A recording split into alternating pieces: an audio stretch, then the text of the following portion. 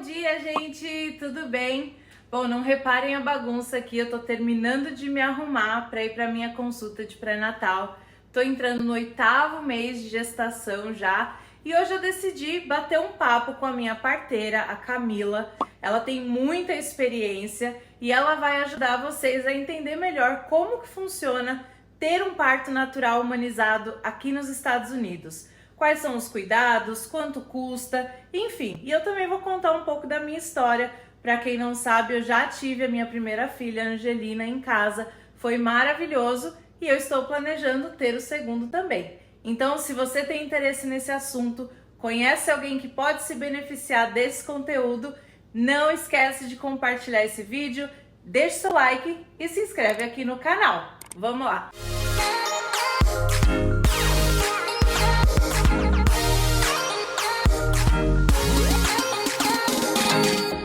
Bom, pessoal, eu tô aqui com a minha midwife, a Camila, e ela vai contar pra gente, vai tirar algumas dúvidas que muitas mamães têm na hora de escolher um parto natural, um parto em casa. Então, Camila, primeiro se apresenta, fala um pouquinho quanto tempo que você tá fazendo e o que você faz, enfim.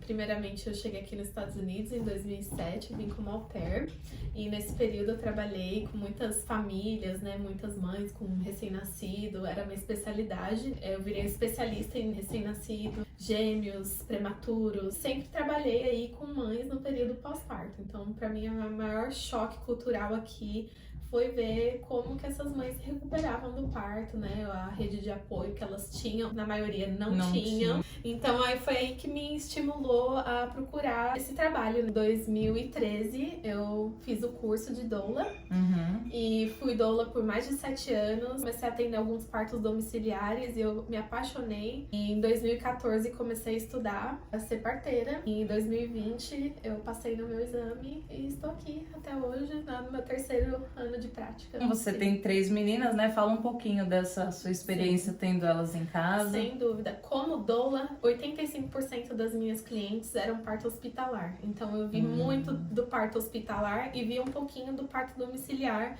E eu me apaixonei pela experiência, como tudo é conduzido, né, no pré-natal, até o parto mesmo, em casa, o pós-parto, filhas. Isso tudo antes, né, de você engravidar. Antes. Eu fui doula mais de 4 anos antes de ter minha primeira filha e tive 3 partos domiciliares planejados, né?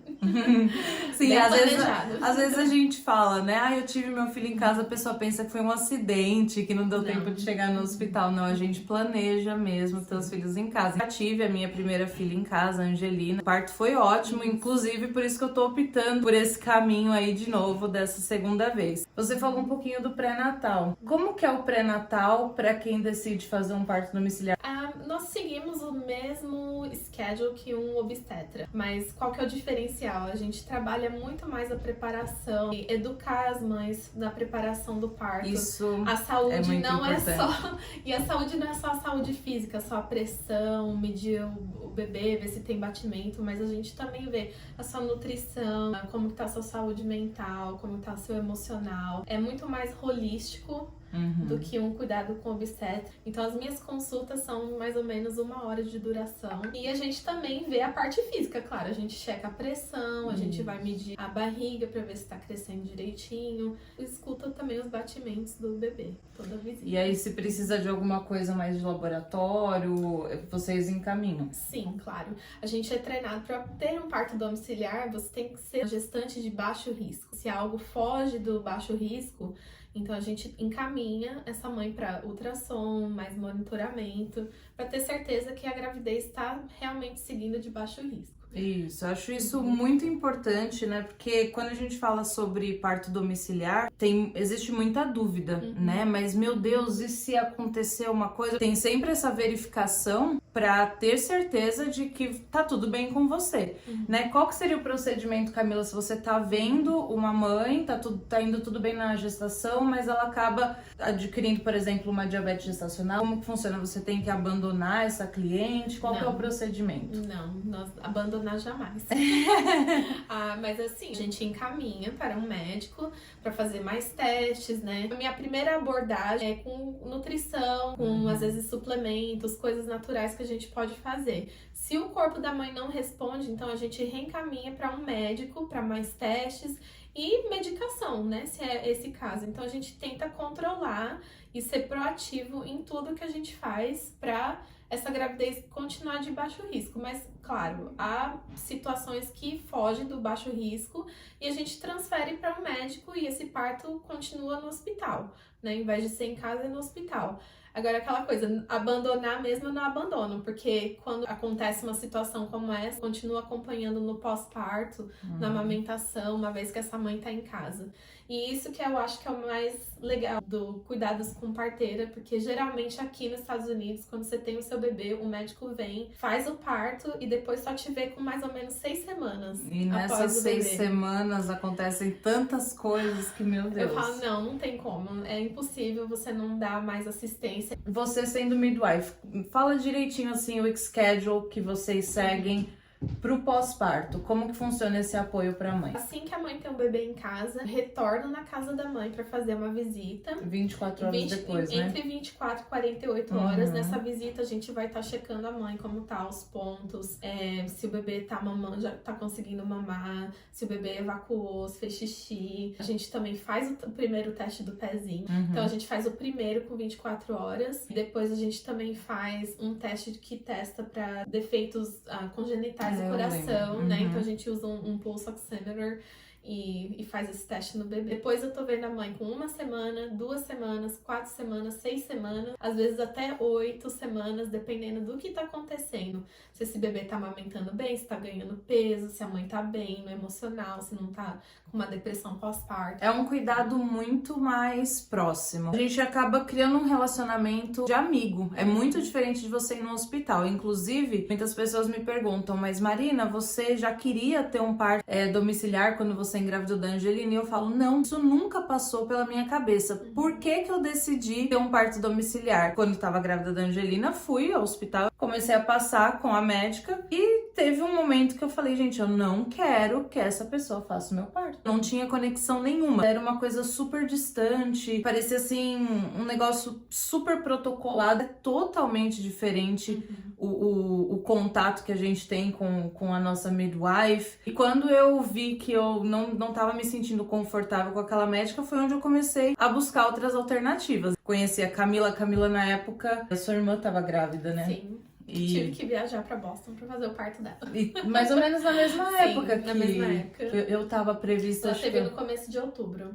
E a Angelina estava prevista para nascer dia 16 de outubro, ela acabou nascendo dia 26. Eu fiquei aí mais de uma semana depois do meu due date, que é normal, né? Essa outra coisa também, que existe muito essa cultura da indução do parto, né? Porque você tem uma data estimada, que é o que eles chamam de due date. Por exemplo, o meu due date agora é dia 2 de março. Se eu tô sendo acompanhada por um médico, o que acontece no meu due date, Camila? Provavelmente eles não deixam você chegar no due date. No caso, a gente não pode induzir, não temos nem como induzir. Então a gente realmente espera, monitora, faz todos os monitoramentos, refere para um médico para mais testes, se precisar. Mas nós esperamos ao tempo do bebê nascer. A Angelina nasceu com 41 semanas mais 3 dias. A Camila teve 3 meninas, acho que também... 41 e 6, quase as 3. 60% das mães de primeira viagem passam da data. Não necessariamente chega quase até 42 semanas como eu, mas passam da data. Mais de 60%. Se você não mexer, vai passar da data. Às vezes eu vejo mulheres desesperadas com 38, 39 semanas, porque essa cultura, ela vem, né? Não pode... De medo. O parto é um tabu. Ai, é muita dor, você vai morrer, você não vai aguentar.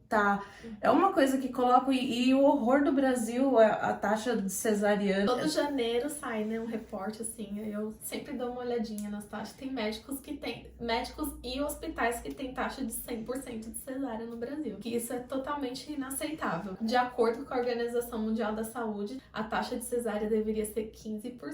Explica um pouquinho pra gente essa questão do o que é a cesárea. É uma cirurgia de alto porte. Você vai ter que submeter uma anestesia, você não sabe se você vai ter uma reação. Toda cirurgia tem complicações e te deixam também sequelas, querendo ou não, te deixa uma cicatriz aí em 7 camadas. É uma cirurgia de alto porte com riscos que também aumentam o risco de outras coisas em outras gravidez. Então, já é mais difícil, principalmente se você ter uma cesárea na primeira, já vai ser mais difícil para você ter uma segunda. Você já é enquadrada como candidata a VBAC, né? Vaginal Birth After Cesarean. A cesárea desnecessária complica. A cesárea necessária, sim, é uma cirurgia, assim, que salva a vida de mãe, salva a vida de bebê, mas se há necessidade de passar por uma cesárea. Às vezes as pessoas pensam isso da gente também, né? Que tem o parto em casa. Ah, você é contra a cesárea. Não é que somos contra a cesárea. A gente é contra a cesárea eletiva. Essa coisa que é tudo sobre dinheiro, gente. No final, é isso. No meu pré-natal, eu incluo duas visitas que a gente conversa sobre emergências. É até um pouco difícil de conversar sobre isso. Mas se você tem uma gravidez de baixo risco, provavelmente isso vai te encaminhar para um parto de baixo risco. Mas a gente conversa assim, sobre emergências que acontecem em casa, emergências que a gente precisa transportar para um hospital. E assim, é uma coisa que eu não garanto para nenhuma cliente, que eu não garanto para ninguém que você vai ter um parto em casa. Por quê? Porque é imprevisível. A gente tem esse plano B, né? A gente conversou inclusive hoje sobre isso, mas a taxa de sucesso ela é muito maior. E se você olhar também, uma coisa que eu sempre falo, é muito difícil uma mulher que teve um parto domiciliar, um parto natural, assim, humanizado, depois dele falar, não, eu quero ir pro hospital, né? No segundo filho. É muito raro. Eu acho que a maioria das suas clientes é sempre do segundo filho pra frente, né? E o que elas falam, assim, por que elas procuram uma coisa diferente? Às vezes elas têm experiências negativas, algumas vêm com trauma. Covid mudou muita coisa, né? Então muita gente fala, eu quero que minha mãe esteja presente, eu quero que meus filhos estejam presentes. Tem mais flexibilidade pra você escolher quem vai estar à sua volta. Você tem um pouquinho mais de controle do seu ambiente, Eu não diria pouco, não. Eu diria muito. Porque a gente pensa no setting do hospital, né? Aquele lugar gelado, com pessoas que você não conhece, cheio de protocolo. Na sua casa é outra coisa. O parto da Angelina foi fácil e eu acho que um dos maiores motivos pelo qual isso aconteceu foi realmente o meu conforto. Eu pari, assim, no meu quarto. 10 minutos depois que ela nasceu, eu já tava na minha cama, comendo da minha comida, sabe? Com as pessoas que eu amo ao redor.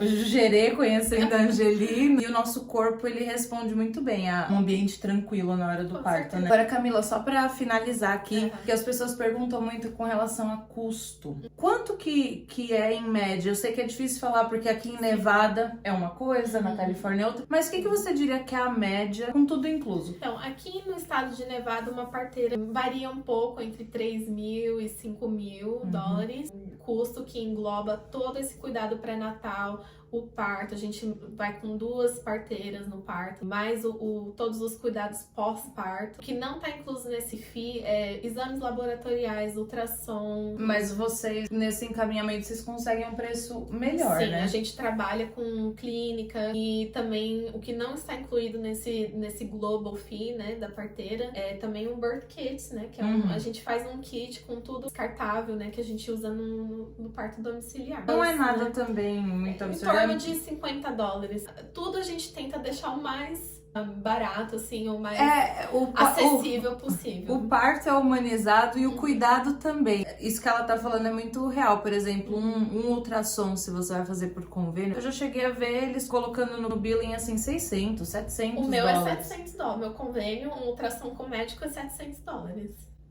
Mas a clínica que eu mando é 175. E outra coisa legal, né, Camila, é que, por exemplo, eu descobri essa gravidez com 5 ou 6 semanas. Já te liguei e já comecei a fazer pagamentos. Sim. Então, você vai fazendo pagamentos durante a sua gravidez, acaba sendo muito mais affordable do que o próprio convênio. Geralmente toda parteira exige um depósito, né, pra iniciar os cuidados. É bem flexível a forma de pagamento. Camila, então assim, só pra agora fechar, por que você mais recomenda um parto humanizado, um parto em casa? Quais são os prós disso, na sua visão? Não só o parto, eu acho assim, o parto é muito importante. Essa experiência, essa jornada começa na gravidez. Na gravidez, o parto é parte dessa jornada, do pós-parto também finaliza, né? Essa jornada com uma parteira. Mas por que eu recomendo? Porque é esse cuidado individualizado. Infelizmente, no modelo médico atual, não existe isso mais. E no parto domiciliar, essa questão de você, mãe, você tem um controle sobre o seu ambiente, você tem controle sobre a sua experiência, você tá no seu próprio ambiente, com o seu cheiro, com as suas comidas, não tem tantas restrições, tantas regras. Um começo para o bebê também mais gentil, mais tranquilo. Isso, era isso que eu ia falar. Essa golden não só pro hour bebê, que eles né? chamam, Não só né? pra mãe, mas essa experiência também é importante pro bebê, né? Sim. Ser recebido de uma forma mais humanizada, mais gentil. Eu acho que só esse modelo oferece tudo isso. É verdade. Acho que é isso. A Camila respondeu bastante coisa que as pessoas me perguntam. Então, muito obrigada por assistir. Não, obrigada, Marina, essa oportunidade de estar conversando sobre isso. Eu tenho assunto para mais uns 10 vídeos, se deixar. Qualquer outra dúvida, se o pessoal quiser comentar ou mandar mensagem para mim diretamente, né, pelo Isso, Instagram. eu vou deixar o Instagram dela estamos sempre à disposição para responder qualquer dúvida. Obrigada, Camila. Obrigada a vocês por Obrigada, terem Marina. assistido até aqui. E até a próxima.